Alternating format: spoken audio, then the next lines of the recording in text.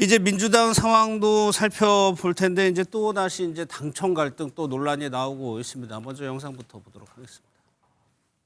김성태의 변호인이었던 전준철 변호사를 추천한 것은 이재명 대통령에 대한 배신이며 민주당 당론에 대한 명백한 반역입니다. 이런 결정을 밀어붙인 자가 있다면 그는 당내 엑스맨이라 불려도 할 말이 없을 것입니다. 이 사안은 가벼이 덮고 가려 한다면 그 뒷감당은 온전히 정 대표 본인의 몫이 될 것입니다. 이성년 조계호 최고위원은 본인이 추천한 사실을 인정한 이상 책임을 지고 최고위원회에서 사퇴하십시오. 이거는 대통령을 안중에 놓지 않고 판단을 했기 때문에 이런 실수가 나오는 거예요. 네. 당이 이런 인사 추천을 하거나 할 때도 항상 대통령, 정부 이 두 가지를 머릿속에 놓고 판단을 해야지 이렇게 좀 안일하게 판단하고 안일하게 인사 추천을 해가지고는 정말 뭐 정부 출범 1년도 되지 않았는데 큰 혼란만 야기할 뿐이다라고 생각하고 있습니다. 민주당이 추천한 특검의 전준철 변호사입니다. 근데 이재명 대통령이 어떻게 이런 사람을 추천할 수 있느냐 했던 건데 왜 이분이 왜 논란이 됐고 왜 추천을 했을까요? 그런데 뭐 다 아시는 것처럼 대북 송금 사건이라고 얘기해서 예. 김성태 회장을 변호했던 경력이 있는 인물을 특검으로 추천을 했는데 예. 이 광장이라고 하는 곳에서 이걸 맡았는데 이 사람들이 이화영 전 부지사를 회유하는 작업들을 했던 예. 변호사들이었거든요. 근데 이런 것들이 왜 검증이 안 됐는가? 예. 특검이라고 하는 과정에 대한 민주당 내부에서 검증이 안 됐고 또 검증하는 절차 같은 경우도 과거와는 좀 다르게 법사위에 묻거나 뭐 아니면은 최고위에 묻거나 예. 이런 과정들이 존재하지 않았고 소위 이 이성윤 최고위원이 그냥 곧바로 추천해서 당대표가 그것을 추천하는 방식으로 진행이 된 것 자체와 관련해서 대단히 큰 문제가 있는 것 같다라고 하는 건데 이게 실수가 이번 한 번만 아닌 거예요. 예. 뭐 예를 들면 다 아시겠습니다만 합당 논의 문제부터 시작을 해서 민주연구원 부원장에 대한 임명 같은 경우도 논란이 많았었고 그래. 이번에 특검을 추천하는 문제 같은 경우도 그 전까지 아무것도 모르고 있다가 대통령실, 그러니까 청와대에서 문제가 많은 인사가 된 거 아니야라고 하는 얘기가 나오면서부터 이 사단이 난 측면들이 분명히 있기 때문에 그래서 지금 내부에서 무슨 얘기를 하냐면 이제 서서히 밝혀지는 겁니다만 소위 이 전준철 변호사가 별다른 일을 안 했다고 얘기하는데 이 상황들을 알고 있는 이재명 지금 대통령 과거에 변호사들 같은 경우는 아니다. 여기에 참여한 건 사실이다. 라고 하는 사실들을 지금 하나하나 지금 얘기를 하고 있어요. 뭐 예를 들면 회유했던 변호사가 4명이 있는데 이화영 전 부지사를 그때 전준철 변호사도 거기에 일단 초반에는 간 것 같다라는 얘기가 나오는 상황이거든요. 예. 그리고 또 조국혁신당 같은 경우도 내부에 서너 명 정도 특검을 추천하는 과정에서 전준철 변호사가 여기에 올라가 있었다는 거예요. 예. 조국혁신당에서도. 근데 그 내부에서 소위 지금 문제가 되는 것과 유사한 논란 때문에 뺐다는 얘기가 나오는 거예요. 그렇다면 왜 민주당만 이렇게 검증이 제대로 안 됐을까? 예. 이게 진짜 단순한 실수인가? 아니면 진짜 나이브하게 이 사안을 중요하게 보지 않은 건가? 이 두 가지의 논란이 있지만 어떤 형태로건 이런 변호사가 특검이 됐을 경우 특검이라고 하는 것이 내란을 수사하는 건데 뭐 김건희 씨에 대한 수사도 있습니다만 내란 수사 자체가 제대로 진행될 수 있을 것인가라고 하는 미래의 문제까지 다 결합이 되기 때문에 네. 이 문제 관련해서 당에서는 아주 중대한 문제로 보고 있는 상황이고 당대표도 뭐 공개적으로 대통령에게 사죄라는 사안이 나왔기 때문에 예. 상황 자체가 좀 상당히 무겁다. 쉽지 않은 사안이다 이렇게 생각을 합니다. 예. 그래서 오늘 오전 최고위에서도 당연히 이 문제가 도마 위에 올랐습니다. 영상을 한번 보겠습니다. 전준철 변호사가 쌍방울 사건에 이름을 올린 건 김성태 대북 송금 조작 의혹 사건과는 무관한 부분이었다고 합니다. 마치 정치적 음모가 있는 것처럼 있지도 않은 의혹이 확산되는 데 대해 매우 안타깝게 생각합니다. 의견 정리하겠습니다. 이성을 좀 들어가서 우리가 전철 대변인이 아니잖아. 그런 유시민들은 아니잖아. 아니 지금 우리 대표 혼자의 공동 책임이 아니라 공동 책임을 지정부가 전주철 지금 제 대변인처럼 이야기하고 있는.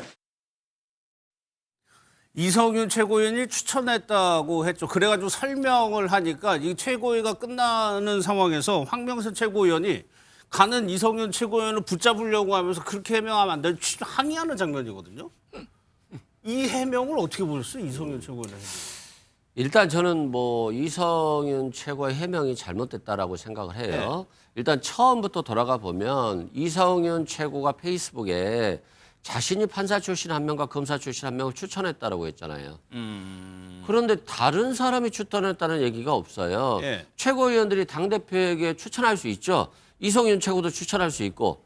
근데 이성윤 최고위원만 추천한 것 같이 지금 보여요. 네. 이것도 지금 굉장히 잘못됐고 다른 최고위원들이 전혀 몰랐다라고 하는 거니까 그러면 이성윤 최고만 추천하고 당대표가 이걸 받아들인 거잖아요. 이건 검증 시스템이 전혀 작동 안 됐다는 거거든요. 예. 다른 최고위원들 다 이런 내용을 알면서 이게 뭐 서로 간에 얘기하다 보면 좀 걸러지는 부분이 있잖아요. 쌍방울과 관련해서 이 지금 전주천 변호사가 변호인으로서 활동했다. 이런 것들이 나올 수 있는 거거든요. 예. 근데 검증 시스템이 없는 것이 아니라 작동되지 않았다는 측면에서 이성윤 최고위원이 지금 비판을 받은 것이고요. 그리고 지금 전주철 변호사가 정말 탄압받은 검사다, 유능했다라고 하지만 유능했는지에 대한 의문이 있어요. 어떤 의문이냐면 채널A 사건과 도이치모터스 사건을 수사했다. 예. 그래서 탄압을 받았다는 건데 도이치모터스 사건 수사에서 김건희 씨 기소 못했잖아요. 그리고 한동훈 채널A 사건에서도 무혐의 처분했잖아요. 그러면 수사를 정말 잘했나? 왜 탄압을 받았지라는 의문이 있어요. 그리고 마지막으로 보면 그러면 쌍방울 김성태 씨가 제대로 진실되게 해서 이재명 대표가 위기에 처한 거냐? 그게 아니잖아요. 아니 공범들하고 검사실 옆에서 연어 먹고 술 파티 했다는 건데 이거 다 윤석열 정부 때 다 거짓이라고 했잖아요. 근데 어떻게 됐어요? 다 확인되고 있잖아요. 쌍방울 직원이 연어와 술을 사가서 PT병에 넣어서 검사실로 가지고 갔고 그 옆에서 공범들끼리 나눠 먹었다는 거잖아요. 그게 지금 거의 확실시 되고 있다라고 한다 했을 때 그러면 검찰 수사도 잘못됐고 네. 이 지금 김성태 씨가 윤석열 전 대통령이 되니까 이재명 대표를 잡기 위해서 허위 진술까지도 막 했을 가능성이 매우 높은 것이고 그러면 대북 송금 사건이 완전히 조작된다라고 하는 것이 지금 기정사실화되고 있는데 이 사람을 변호했던 사람을 왜 특검으로 추천하지? 예. 그리고 이 사람은 이 전주철 변호사는 저는요 쌍방울 임직원의 횡령 배임 사건만 했는데요라고 이제 변명을 하는데 해명하겠죠. 예. 그러면 쌍방울 임직원 횡령 배임 사건을 변호했는데 이 쌍방울 임직원들이 횡령 배임한 돈이 어디로 흘러갔냐는 거죠. 이게 대북 송금으로 흘러갔는지 어디로 흘러갔는지 거기까지 답변을 안 하고 있잖아요. 그러니까 네. 답변이 애매모호해요. 그래서 지금 이성윤 지금 최고위원의 지금 해명이 맞는 것인지 지금 불투명합니다. 아니 그러면 이것이 앞서 이건태 의원이 얘기한 것처럼 배신이냐 반역이냐 아니면 단순히 인사검증 시스템에 구멍이 난 것이냐 어떻게 어느 쪽에 더 방점을 찍힌 거로? 그러니까 제가 볼 때는 배신이나 반역이나까지는 가면 안 될 내용인 것 같아요. 그러니까 네. 대통령실의 분위기가 초반에 격앙됐었는데 그 정도 사안이 아니다라고 딱 끊었고요. 그러니까 그런 거거든요. 아니 상식적인 검증 시스템이라면 이런 사람을 특검으로 추천하지 않았을 텐데 왜 추천이 된 거지? 그러니 맨 처음 받았을 때는 이거 뭐가 있는 거 아니야? 의도성이 있는 거 아니야? 네. 이렇게 얘기를 했었는데 생각을 해보십시오. 지금 대통령이 4년 차입니까? 아니면 뭐 말년 차입니까? 예. 지금 1년도 안 돼 있고 지지율이 지금 60%가 넘어가는 상황입니다. 예. 근데 집권여당의 당대표가 자기의 정치적인 독립을 위해서 그 대통령과 맞서기 위해서 특검을 추천했다라고 생각을 하면 그 당대표는 정부적 판단이 아무것도 없는 거고 그 집단은 정부적 능력이 완전히 제로인 상황인 거죠. 전 그래서 이건 제가 볼 때 뭔가 미스가 발생한 거다. 그 내부에서 검증과 관련해서 그러니까 예를 들면 그런 거겠죠. 그 이성윤 최고가 얘기하는 것처럼 아예 아무 문제 없습니다. 굉장히 탄압받은 검사입니다. 그리고 다 확인을 해보니까 전혀 관여 안 했어요. 라고 얘기를 했으면 적어도 당대표가 이성윤 최고위원 얘기만 듣는 게 아니라 그래? 다른 데 물어볼까? 예를 들면 이재명 이화영 그 부지사 지금 저기 변호를 맡고 있는 김상민 변호사 같은 경우는 무슨 얘기하냐면 저한테 전화 한 통화만 했었어도 바로 확인할 수 있는 거다라고 얘기하는데 전혀 확인을 안 했다라고 하는 건 제가 볼 때는 정청래 당대표가 자기를 지지하는 어떤 분들 사이에 지금 예. 조금은 좀 예를 들면 협소하게 갇혀 있는 것이 아닌가라는 생각이 들기 때문에 예. 저는 이번 기회가 어쩌면 정청래 당대표가 당무를 앞으로 진행하는 데 있어서 굉장히 큰 교훈이 됐으면 좋겠다 이런 생각을 합니다. 예. 그런데 이 문제를 제가 저번 주에 제일 먼저 단독으로 보도를 한 거거든요. 일주일 전에. 근데 가만히 있다가 이제 와서 오늘 어제 오늘 이게 떠드는데 저는 결국에 그 정청래 민주당이나 또 이게 대통령 민정실에서도 원래는 협의를 해야 돼요. 2명 중에 임명하기 때문에 그 민정실하고 전부 저는 실수로 검증을 착각을 했다고 봅니다. 이거 알아내기 어려워요. 제가 이게 쌍방울 임원들하고 계속 만나서 수시로 듣다 보니까 저 전준철 변호사가 원래 김성태 회장 변호한 건 아니에요.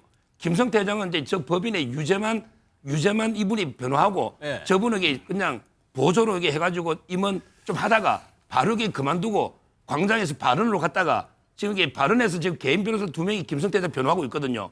저는 쌍방울 임원들을 제가 수시로 만나고 하다 보니까 전준철 알아서 제가 처음 저번 주에 한 8일 전에 한번 보시면 단독이라면서 제가 몇 번 왜 쌍방울 변호인을 추천하냐 이랬더니 이제 놀래가지고 이제 와서 막 이게 큰 이슈가 된 거예요. 알겠습니다. 그러니까 저는 아마 실수다.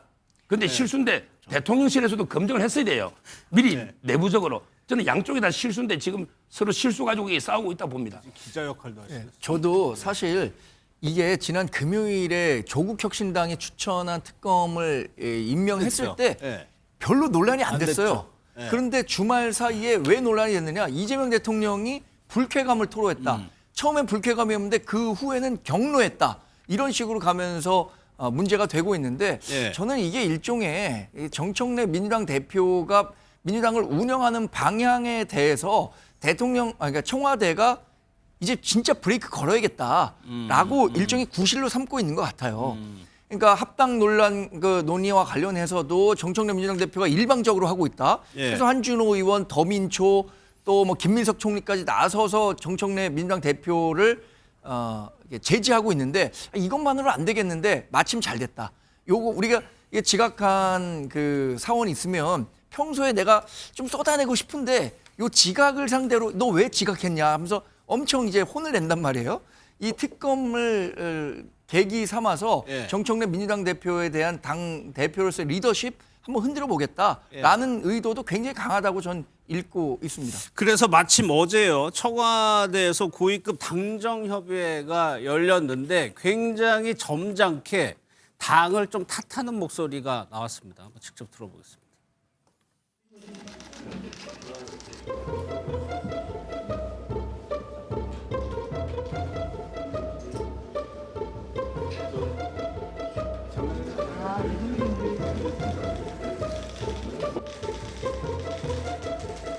국정 성과를 내는데 집중해야 할 시간입니다. 당과 정부 모두 긴장하고 대통령님의 국정 운영을 뒷받침해야 합니다. 실질적인 성과는 결국 입법에서 완성됩니다. 입법의 속도가 곧 국민이 체감하는 변화의 속도를 좌우하는 만큼 당에서도 주요 민생 법안이 조속 처리될 수 있도록 입법 속도를 높여주시기를 부탁드립니다. 예, 총리 공간에서 협의회가 있었는데 저 정도 그러니까 당의 입법 속도를 강하게 주문했다. 이 정도면은 굉장히 불쾌감을 표시했다라고 해석을 하죠 언론에서. 뭐 정청에서 그렇게 한 거니까요. 예. 말씀하신 것처럼 김민석 총리 같은 경우는 국정 성과를 내는데 집중해야 될 시간이다. 이게 뭐냐면 왜 이런 시간에 다른 거 하느냐라고 그렇죠. 들릴 수 있는 측면이 예. 있는 것이고 또 강훈식 비서실장은 거의 가장 대통령이 좋아하는 또 정치인 중에 하나 아니겠습니까? 근데 실질적인 성과는 결국 입법에서 완성되는데 왜 입법이 제대로 추진되지 않고 있는 거냐? 저는 지금 이재명 대통령과 그러니까 정청 같은 경우는 매우 지금 중요한 싸움을 있다고 생각하는 것 같아요. 그러니까 5,000피라고 하는 주가 상승의 핵심적인 내용들은 우리 경제 생태계를 바꾸겠다는 거거든요. 근데 그 뒤에 이어서 부동산 문제와 관련된 새로운 정책을 추진하는 이 두 가지는 연동되어 있는 상황이고 이 두 가지가 연동되려면 국회에서 입법으로 보장됐을 때만이 속도감 있게 추진될 수 있는데 이 중대한 사안이 있는 상황에서 합당을 얘기했다가 또 예를 들면 특검 같은 경우도 검증이 제대로 안 된 사람을 추천하는 일이 벌어지니 예. 자 제발 좀 그런 거 좀 그만하고 지금 중요한 저희 입법의 속도를 내서 대통령이 추진하고 있는 경제 생태계를 바꿔서 주식시장을 더 활성화시키고 부동산 시장 소위 지금까지 강남불패라고 얘기하고 있는 그래서 청년과 무주택자들이 이것 때문에 절망하는 상황들을 타개하는데 솔직히 정부와 더불어민주당이 온 힘을 다해도 안 될 판 아니냐라고 하는 부분들을 강훈식 비서실장과 김민석 총리의 입으로 대놓고 한 측면이 있는 거죠. 전 그렇다면 이 정도 얘기했으면 전 당도 여기에 호응을 해서 예. 이런 방향으로 변화해야 될 거란 생각이 들어서 예. 내일 10시인가요? 그 의원총회가 있지 않습니까? 합당이요. 예, 의원총회가 끝나고 나면 전 대강 중지안으로 정리가 되면서 예. 대통령이 요구하는 방향으로 당 전체가 좀 움직이지 않을까 그렇게 생각을 합니다. 내일 합당 관련 민주당 의총이 있어서 정청래 대표가 관련한 사안들을 어떻게 처리할지 내일 한번 짚어보도록 하겠습니다.